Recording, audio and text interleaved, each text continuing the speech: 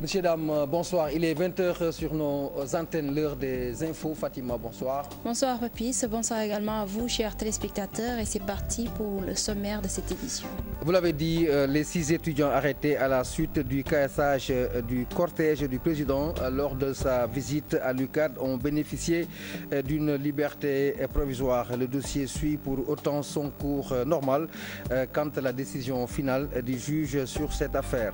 Et plus loin, à Diourbel, le jeune marabout Serigne Hassan Mbacké dormira chez lui ce soir. Une liberté provisoire lui a été accordée par le juge. Toutefois, il reste sous contrôle judiciaire. À Matam, c'est le coup de colère des travailleurs du conseil départemental qui alimente le quotidien. Ils ont manifesté leur mécontentement à travers une marche pour dire non au recrutement abusif et au retard des salaires. En sport, c'est toujours l'Afrobasket 2015 avec les Lions du Sénégal qui sont à la veille de leur demi-finale face au Nigeria. Et enfin, dossier culture donc du jour nous amène au Fouta dans une de ses facettes culturelles. Il s'agit du Daï-Daï, une démonstration des pirogues sur le fleuve.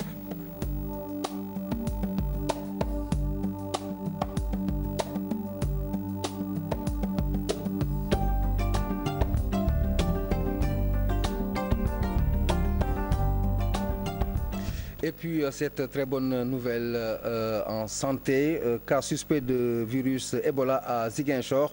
Les résultats sont négatifs. Le malade est un ressortissant guinéen qui était admis à l'hôpital de Ziguinchor.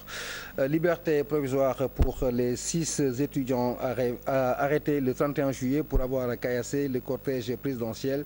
L'instruction continue en attendant une décision définitive du juge à l'issue de cette information.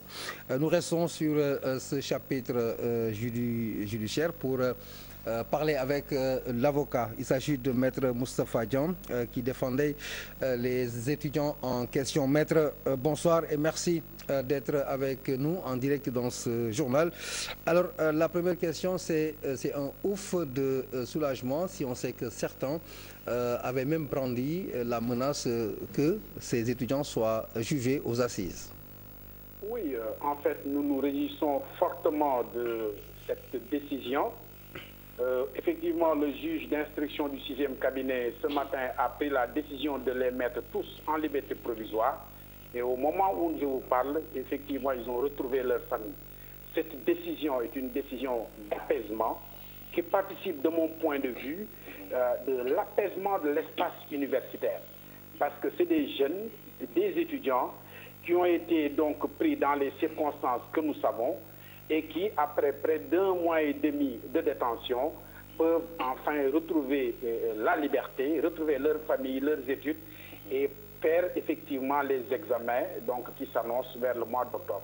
Nous nous réjouissons donc au total de telles décisions et effectivement nous sommes tout à fait contents, nous, avocats de la défense. Alors, cette liberté provisoire augure justement un allègement du dossier quant à cette affaire donc pour ces 6 concernés.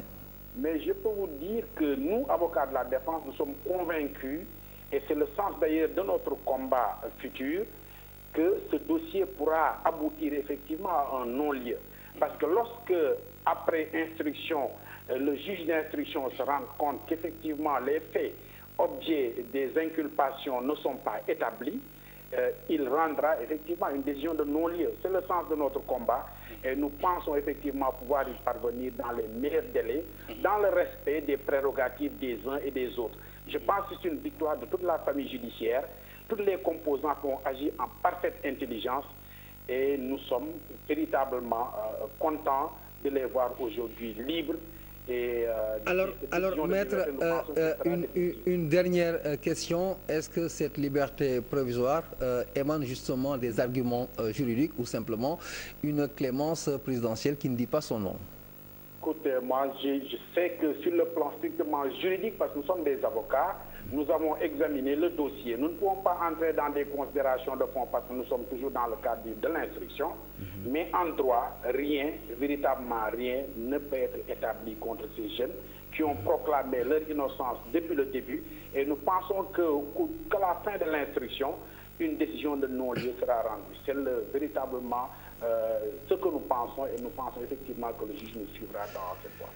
Maître Moustapha Dieng, merci. Je rappelle que vous êtes l'avocat des 6 étudiants qui ont bénéficié, Fatima, d'une liberté provisoire aujourd'hui. D'une liberté provisoire, une autre personne qui en a bénéficié également, Serigne Hassan Mbaké, il a obtenu une liberté provisoire, une décision du juge du premier cabinet du tribunal de grande instance de Diourbel, Papis. Il est toutefois placé sous contrôle judiciaire, assorti de plusieurs mesures de sûreté. Récit Mohamed Choudjo. Serigne Hassan Mbaké recouvre la liberté 6 mois après avoir été placé sous mandat de dépôt dans l'affaire de l'incendie des domiciles de Moustapha Cissé Lo à Touba. Une liberté provisoire accordée par le juge d'instruction du premier cabinet du tribunal de grande instance de Diourbel qui l'a placé sous contrôle judiciaire assorti de mesures de sûreté. Par exemple, Serigne Hassan a l'obligation de se rendre tous les 21 jours au cabinet du juge.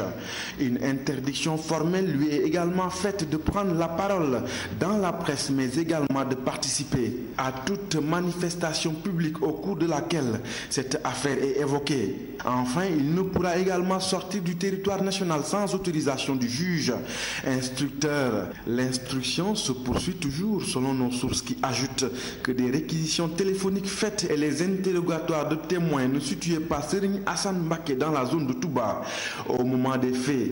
Malgré ses aveux, donc, le travail d'investigation du juge est en train de laver Serigne Hassan Mbaké à grande eau. La relation juge d'instruction et parquet, une véritable bataille judiciaire. Il s'oppose très souvent quand il s'agit de juger ou de rendre une décision. Papis, donc on parle de guerre fratricide entre les deux. On l'a récemment constaté dans l'affaire Bassirou Faye. Maître Babou, avocat à la Cour, estime qu'il n'y a absolument rien de surprenant là-dessus. Maïmouna Ndiaye et Mohamed Dieng l'ont rencontré. Juges d'instruction et procureurs sont-ils adversaires? Très souvent, la presse relate une confrontation entre les deux parties et pourtant, l'un ne peut aller sans l'autre. C'est le code de procédure pénale qui définit le champ d'application, les compétences du procureur, du juge d'instruction, du juge du jugement, etc. Tout est déjà millimétré. Chacun est dans son rôle. Maintenant, s'il arrive, d'ailleurs comme trop souvent, qu'il ne soit pas d'accord sur un point, il y a un arbitre. Et vous entendez souvent parler de la chambre d'accusation. Des dossiers différents, beaucoup de débats, mais un même but. En témoignent les affaires Aïda Diong et Bassirou Faye. Dans l'affaire Aïda Diong, c'est la juridiction du jugement. C'est normal d'ailleurs. Parce que le principe du droit sénégalais, c'est qu'on est présumé innocent. Vous pouvez venir, on met donc la personne sous mandat de dépôt, on vient devant la juridiction de jugement, les affaires où l'affaire est plaidée contradictoirement, le juge du jugement donne le verdict, si vous voulez. Je trouve une expression banale, il juge. Un autre fait qui suscite polémique, la publication des procès-verbaux, l'avocat déplore. Avant, la presse n'était pas présente. Aujourd'hui, tout ce qui se fait, le lendemain, se retrouve dans la presse. D'abord, il faut le déplorer. Parce que ce qui convient à l'instruction des PV d'audition ne doivent en aucun cas alors se retrouver dans la presse. Parce que déjà, l'instruction, c'est le secret. Maître Babou invite par ailleurs les responsables des rédactions d'être plus regardants dans le traitement des dossiers judiciaires. À un nouveau commissaire spécial, Bekay Diarra, il remplace le commissaire Yaya Tamba. Le tout nouveau patron de la police de la localité arrive dans un contexte sécuritaire inquiétant avec de nombreux cas de banditisme. Il s'est dit disposé à assurer au mieux justement sa mission. Mohamed Chodiop Talassamble. Sous une fine pluie et un ciel menaçant que le commissaire spécial de Touba a été installé par le directeur de la sécurité publique, le commissaire Oumar Mal. Le commissaire Bekay Diarra remplace ainsi Yaya Tamba, qui a bouclé plus de 3 ans de service au niveau du commissariat spécial de Touba. Personnel du commissariat spécial de Touba, vous le connaissez désormais comme votre chef, le commissaire de police principal Bekay Diarra, ici présent. Vous lui obéirez en tout ce qu'il vous commandera pour le bien du service, pour l'honneur de la police, dans le respect des lois et règlements de la République et pour le compte exclusif des populations de Touba. Un grand moment de solennité vécu au commissariat spécial de Touba en présence d'un parterre d'invités. Le commissaire sortant a salué le courage et la loyauté de ses hommes. Bekay Diarra, le nouveau chef de la police de Touba, entend se placer dans la continuité de son prédécesseur. Je serai toujours ouvert, toujours disponible, toujours disposé à collaborer, mais pour l'intérêt général, pour l'intérêt de la mission qui nous a été confiée. Toute personne qui peut apporter sa contribution pour la réussite, je suis prêt à l'écouter, je suis prêt à lui ouvrir mes portes, je suis prêt à cheminer avec cette personne-là. Le nouveau commissaire de Touba a du pain sur la planche. Ces derniers mois, de nombreux cas de banditisme ont été notés dans la cité religieuse. Tout à fait autre chose, retard répété de paiement de leur salaire. Les travailleurs du conseil départemental de Matam étaient dans la rue contre le recrutement abusif. Ils ont battu le macadam en présence de Sidia Ndiaye, le secrétaire général de la FGTS, Ali Bandelnian. Explication. Ils sont sortis en masse manifester leur courroux dans les rues de Matam. Hommes et femmes, tous agents du conseil départemental, sont restés près de 2 mois sans salaire. Après avoir porté l'affaire à la connaissance de toutes les autorités administratives locales, ces employés ont fini par descendre dans les rues. À leur côté, le secrétaire général de la FGTS venu de Dakar. Ça s'est fait dans la discipline, dans la rigueur, mais dans la mobilisation aussi. Les gens se sont exprimés pour manifester leur colère, leur, en tout cas, désespoir par rapport à une situation qui est en train de perdurer. Parce que nous savons aujourd'hui que les problèmes qui se posent ne sont pas des problèmes conjoncturels, ce sont des problèmes structurels. Donc il faut trouver des solutions structurelles, pérennes, pour qu'on ne répète plus jamais cela. Nous l'avons dit bien avant la mise en œuvre de l'acte 3. Il faut maintenant qu'on mette les moyens qu'il faut à la disposition des collectivités locales pour qu'elles puissent fonctionner. Qu'elles puissent d'abord gérer le fonctionnement, mais aussi les investissements. Sinon, nous allons répéter les mêmes erreurs qu'avec les régions. Les agents du conseil départemental de Matam sont beaucoup plus irrités par le fait des recrutements effectués par la nouvelle équipe dirigeante. De nouveaux agents qui sont d'ailleurs restés sans salaire depuis le recrutement il y a plus de 5 mois. Aucun travailleur ne s'est auto-recruté dans une institution. Le recrutement se fait par une autorité que tout le monde connaît, que tout le monde dit pour ne pas personnaliser les débats. Donc on sait qui a fait quoi et quand. Maintenant, il y a le contrôle de l'égalité. Les autorités administratives sont là. Normalement, on ne doit pas recruter si les crédits ne sont pas inscrits dans le budget. Mais c'est vraiment élémentaire en matière de gestion. Or, nous assistons à du n'importe quoi. Tout cela aussi, il faut le dénoncer. Ce sont les politiciens et même des politiciens qui sont là, qui sont au pouvoir dans l'opposition, qui, lorsqu'ils héritent des collectivités locales, ignorent que ces collectivités locales sont des institutions publiques et qu'elles doivent obéir à des normes en matière de gestion, en matière de transparence. Mais si on pense que les collectivités locales doivent être des officines politiques. À l'étape au siège du conseil départemental, le président n'y était pas. Les manifestants ont poursuivi leur marche jusqu'à la préfecture où leur mémorandum a été remis entre les mains du chef de l'exécutif départemental de Matam. Ali Bandelnian, il n'y a jamais eu de nouveaux recrutements. Ce sont les ressources financières qui font défaut. C'est la réaction du secrétaire général du conseil départemental de Matam, Chérif Kébé, que je vous propose d'écouter. Notre problème découle principalement de la dévolution du patrimoine de l'ancien conseil régional de Matam. On a hérité le conseil régional, on a pris le passif. on a pris l'actif, on l'a partagé entre les départements de Kanel et de Benue, mais dans vraiment les dotations pour les fonds, ça n'a pas suivi. Ce qu'on a reçu, c'est insuffisant pour faire fonctionner le conseil départemental. Mais malgré tout ça, vous avez recruté? On a recruté, je peux vous dire sur ce point, qu'on a hérité 145 agents du conseil régional. Actuellement, on est à 125 agents. Non seulement on a amélioré la gestion des ressources humaines, mais aussi on a amélioré la gestion financière. De telle sorte que ce qu'on payait les agents au départ du conseil départemental, aujourd'hui on en paie moins. On a moins d'agents aujourd'hui. Peut-être que les gens n'ont pas compris. Ils croient qu'il y a des recrutements qu'on a fait, mais que non. Nous, c'est la situation là, c'est une situation qu'on a héritée du conseil régional de Matam. Les 145 agents dont je vous parle, c'est des agents qu'on a hérités du conseil régional. Donc vous n'avez fait aucun recrutement? On n'a fait aucun recrutement. Ce que nous avons fait, c'est peut-être qu'il y a certains contrats qui avaient fini. Ces contrats-là, devant la nécessité, on était porté vraiment à renouveler ça. Tournée départementale de la présidente du conseil départemental de Bambey, Aïda Mbodj, a rendu visite aux paysans et aux producteurs de la localité. Exactement, Papis. Elle déclare que les paysans vivent une situation difficile, situation due à l'incompétence du gouvernement de Macky Sall. Aïda Mbodj est au micro de Mohamed Diop Talassamba. Nous avons un gouvernement de slogans. Le gouvernement croule aujourd'hui sous le poids des promesses.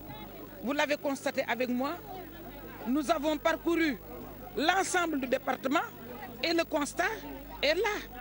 Partout dans toutes les communes, ce qu'il y a, nous avons trois problèmes. Les semences ne sont pas venues à temps, ne sont pas de qualité, nous n'avons pas une bonne qualité des semences, mais il y a aussi que les semences sont insuffisantes. La quantité est insuffisante. Le deuxième problème, c'est le problème de la modernisation de l'agriculture. Il n'y a pas de machination. L'agriculture ne peut se développer, ne peut se moderniser sans effectivement la mécanisation des moyens. Jusqu'à présent, on cultive avec les chevaux. Il y a aussi une chose paradoxale qu'on a déjà signalée au niveau de l'Assemblée nationale. Il est inconcevable que le Sénégal produit de l'engrais et l'engrais ne vient pas à temps, la quantité fournie n'est pas suffisante. Et puis, autre sujet, Youssou N'Dour se dit fier de l'Afrique d'aujourd'hui, à qui il doit le symbole de la croissance. Le conseil du président Macky Sall appelle l'Occident à des partenariats gagnant-gagnant avec les pays africains. Pour Youssou N'Dour, il est temps que l'Occident arrête de s'ériger en donneur de leçons.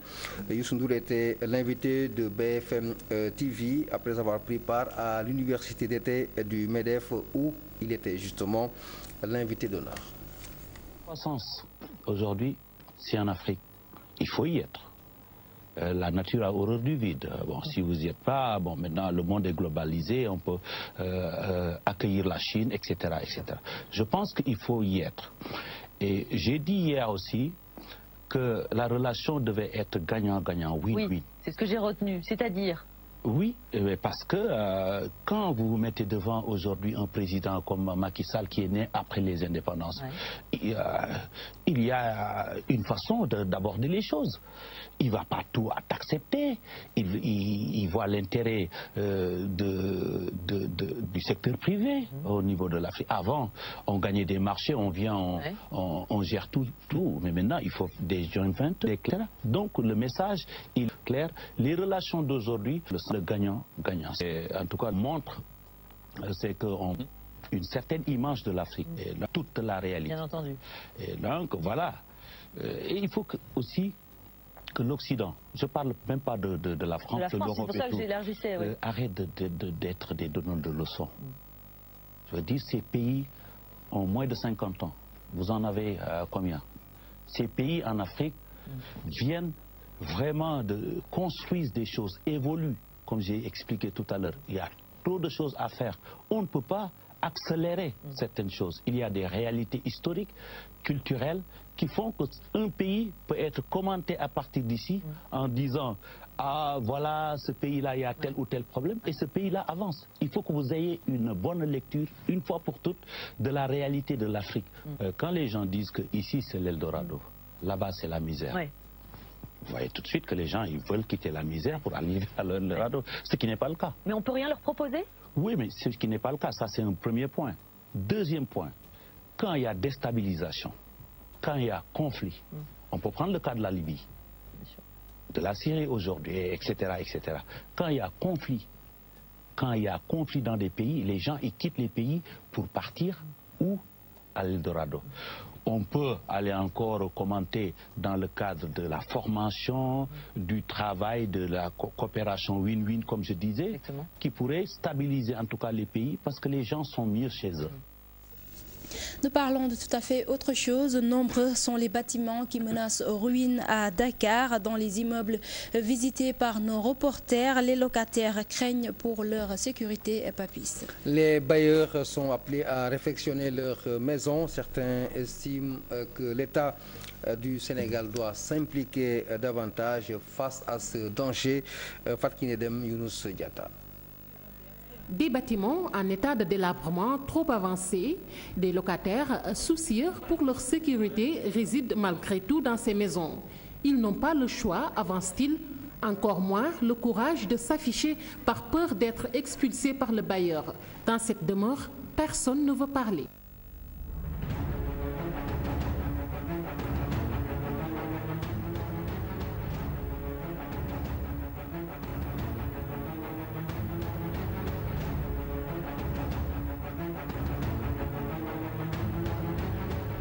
Autre bâtiment, presque même décor, il n'y a pas raison de cacher la réalité, le danger est permanent. Nous sommes conscients de l'état de délabrement de cet immeuble, mais nous n'avons pas le choix, donc nous sommes obligés d'y résider. Beaucoup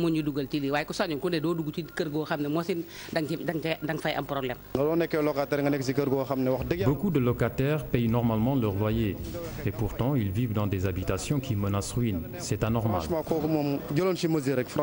Cette dame invite les propriétaires à réfectionner leur maison, surtout en cette période d'hivernage.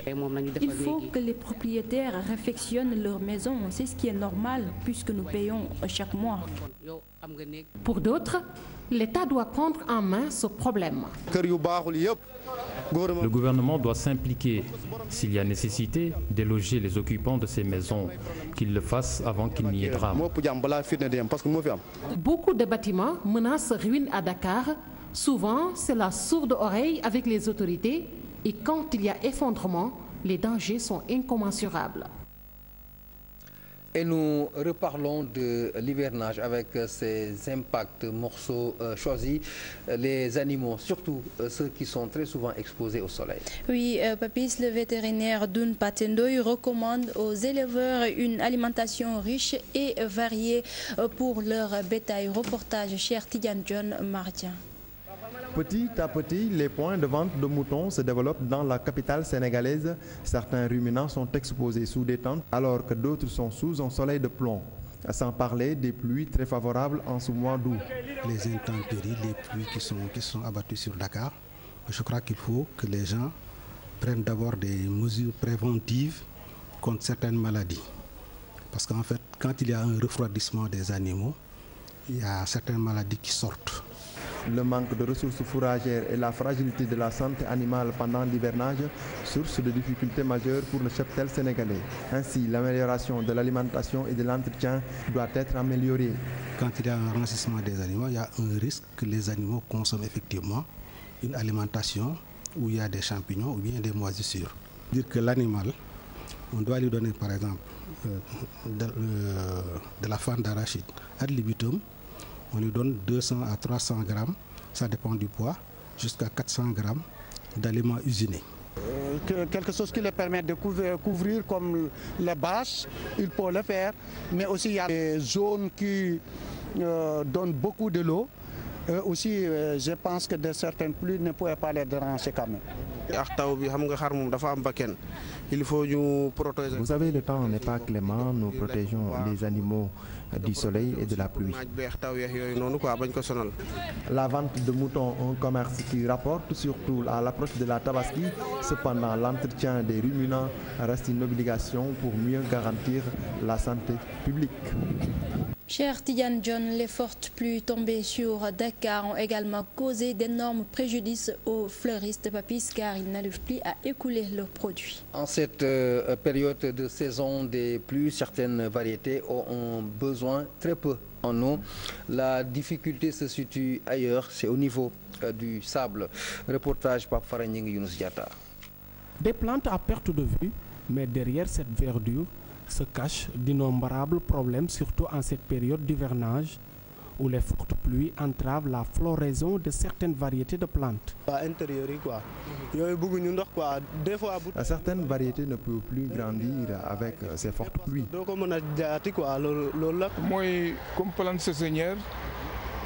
Par exemple, les plantes saisonnières, oreilles d'éléphant ou aloe vera. En cette saison de pluie, leur principale difficulté reste la cherté du prix du sable terreau. Le prix du sable terreau est très cher. Le camion coûte 50 000 francs CFA. Le véhicule quitte Malika. Sincèrement, le terreau coûte cher, 50 000 francs le camion. Parfois, il arrive de voir des fleuristes qui achètent la moitié du camion. Dès lors, le chiffre d'affaires de ces fleuristes a considérablement baissé en cette période. Les clients viennent à compte-gouttes à pareille période. Les clients se font rares. La raison, je l'ignore. Peut-être c'est dû à la conjoncture économique difficile. Tu peux rester des jours sans voir l'ombre d'un client à cause de la saison des pluies. Même si les fleuristes ont besoin d'eau pour mener leurs activités, les fortes pluies ne font pas l'affaire des jardiniers qui peinent à écouler leurs marchandises. Et puis un mot sur l'international, on s'arrête sur le cas de Dadis Camara, l'ancien président qui a du mal à regagner son pays. Papis, certains ressortissants guinéens plaident pour son retour à condition qu'il soit animé de paix. Code Ndiaye, Younous Diatta. Moussa Dadis Camara compte revenir en Guinée mais rencontre des difficultés pour allier Conakry, un citoyen guinéen qui désire revenir dans ce pays. Quoi de plus normal selon ces Guinéens basés à Dakar? Moi je pense qu'il peut revenir en Guinée, c'est normal. En tant que citoyen, il faut Il faut qu'on discute avec lui sur les modalités de son retour. Si c'est pour créer des histoires, qu'il reste au Burkina Faso. Mais si c'est pour cultiver la paix, il peut à tout moment revenir.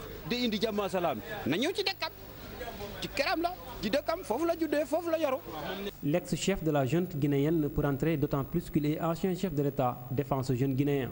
Autant le laisser rentrer en Guinée, parce qu'à vouloir l'exclure complètement de la politique guinéenne, c'est une façon d'exclure un peu tous ceux qui seront autour de lui, qui le soutiennent aussi.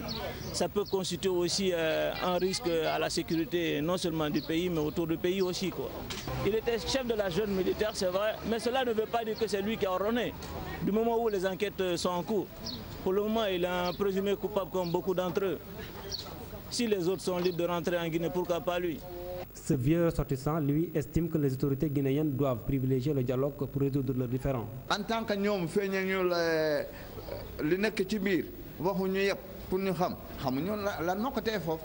Moi je pense plutôt que pour entrer en Guinée, il ne doit pas y avoir de problème. Mais si c'est le cas, il y a des non-dits sûrement dans cette affaire.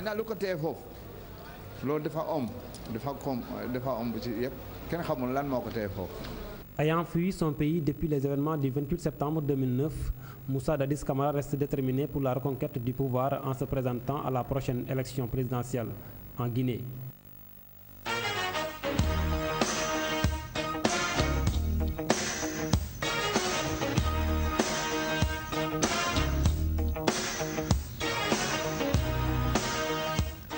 Et nous en arrivons à la page sportive et nous reparlons de l'Afrobasket 2015. À côté ou au-delà des performances des Lions, il y a un certain nombre de désagréments à l'origine de ces inconforts. La distance entre le stade de compétition et l'hôtel où résident les Lions, 70 bornes à faire, ce qui impacte sur la récupération. C'est l'avis de l'entraîneur Cheikh Tidiane Sarr que je vous propose d'écouter. Les Fennecs d'Algérie n'ont pas pesé lourd sur la balance face aux Lions du Sénégal. Après une belle résistance dans les premiers et deuxièmes quart-temps, les Lions ont mis l'impact nécessaire pour sceller le sort de ce match. On avait envie de dominer la...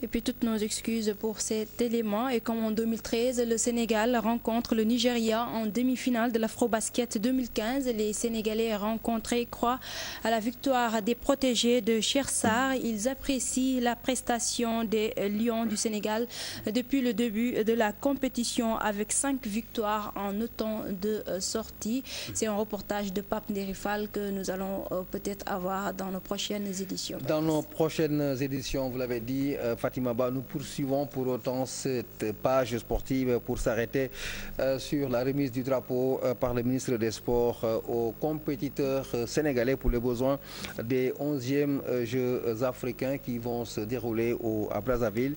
Le ministre demande aux compétiteurs au jour donc de faire mieux que les précédentes éditions. Nous l'écoutons au micro de Cheikh Anta Diop Silatir.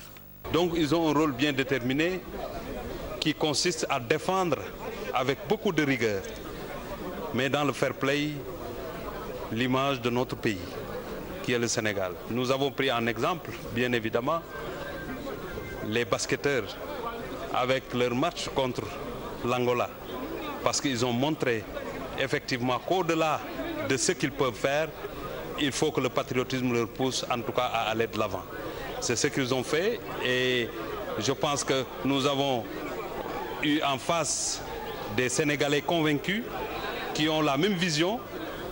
Et d'ailleurs, il y a un code de conduite qui a été adopté par l'ensemble de la délégation et que nous avons aussi écouté le représentant des athlètes promettre au Sénégal des médailles, mais promettre aussi que la conduite sera sans faille, mais ils vont se battre pour ramener des médailles ici au Sénégal pour le plaisir de l'ensemble des sportifs sénégalais. Et pour le dossier culture de ce vendredi, nous allons à la découverte de la culture Daïdaï dans l'île Amorphile, dans le département de Podor. Vous l'avez dit, Daïdaï, c'est une des facettes du Fouta dans sa dimension culturelle. Il s'agit d'observer des démonstrations sur le fleuve pour faire honneur aux hôtes. L'île Amorphile, située dans le département de Podor, plus précisément dans la Dandemayo, les populations vivent en parfaite harmonie avec le fleuve Sénégal, où elles font beaucoup d'activités culturelles.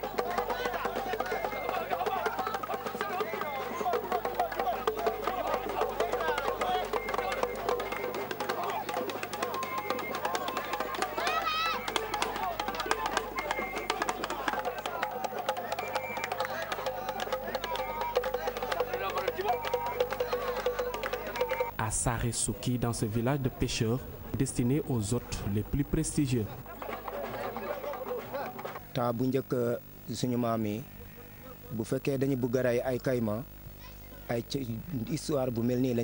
Cette activité est une ancienne histoire des Tchoubalo. Nos ancêtres la faisaient avec 3 ou 4 pirogues intitulées Daïdaï. Certains faisaient même des incantations pour attraper des caïmans dans le fleuve. Avec une bonne organisation, ils parvenaient à tuer les caïmans. Souvent, ils pêchaient même des capitaines. C'est le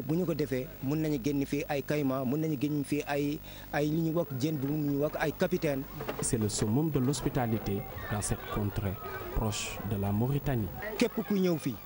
Le Daïdaï, c'est une marque de haute considération pour nos hôtes, car pour nous, cette activité, nous la faisons exceptionnellement. Une pirogue ornée de drapelets des 2 pays pour montrer l'harmonie entre les habitants des 2 rives. Si nous organisons le Daïdaï pour quelqu'un, c'est vraiment notre manière de lui manifester notre plus grande estime. Situé entre deux fleuves, le Doué et le fleuve Sénégal, le village de Sarissouki rayonne par son hospitalité où rien n'est laissé au hasard. Voilà, nous quittons le fleuve pour revenir, Fatima, sur ce plateau. Sur ce plateau, Papy, c'est la fin de cette édition. C'était un plaisir de présenter avec vous. Merci à toi, merci à tous ceux qui nous ont suivis et nos encouragements à Boubakan pour la suite avec votre programme ou vos programmes. Excellente soirée à tous. Merci à Papis, merci à Fatih. La suite de la permanence est dans un instant.